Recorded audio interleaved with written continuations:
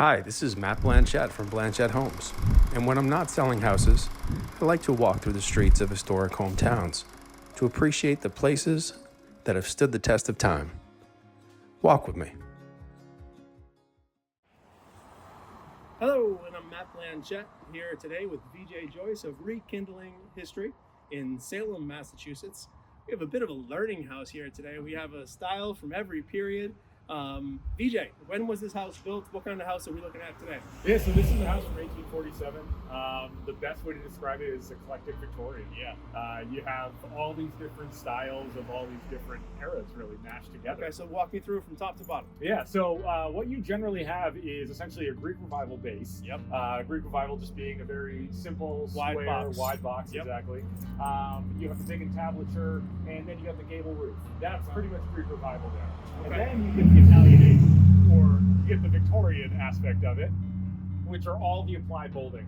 Yeah. I mean, all of just these ornate, very, very ornately machine carved, not hand carved, because that's we're at this point we're in the age of machine, and they were able to make all this stuff by machine very All right, easily. so talk to me about the brackets underneath the eave. The brackets are very typical Italianate. The Italianate is very typical, having deep overhangs because they're supposed to shed the rain, and they love that look for this Victorian style because of those brackets. Now, I notice also in the gable end, there's these windows that look like Roman arches. Yeah, that's right. But then we have boxed out window frames that remind me of the Greeks. Yep, that's so what's going on with that? That's the Victorian eclectic right Alright, there. okay. They got to pick and choose whatever it is that they liked for their home, Very and it didn't have to have necessarily any Okay. rhyme or reason. And then what is going on with these square?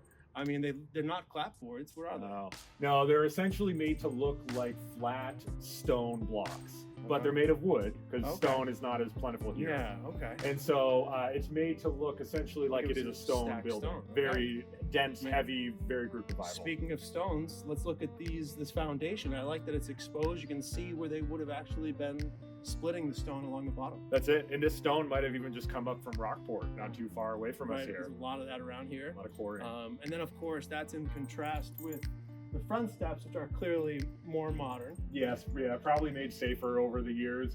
Maybe mid-century, but they've been around for a while. Basically, yeah, since the mid-1900s, maybe. Perhaps, yeah, maybe early 1900s. It's an art and a science, age in a house. Well, this has been fascinating. Do you know anything about who lived here? So this was the one of the members of the Whipple family, a big family here in town. I've heard that name a lot. Especially up in Ipswich, I've heard a lot. But the Whipple family here in town, they were dealers of gum copal or varnish. Gum copal. Gum Say copal. That 3 times fast. You have to say gum copal, yeah. It's a varnish. It's a varnish. So today it's used as incense. It has a very nice woody smell to it. Big business, the gum copal business. Especially was back then for ships and varnishing furniture, wood, everything. You learn something new every time. Thanks for walking with us. Lincoln, you've been such a good boy. We'll see you next time.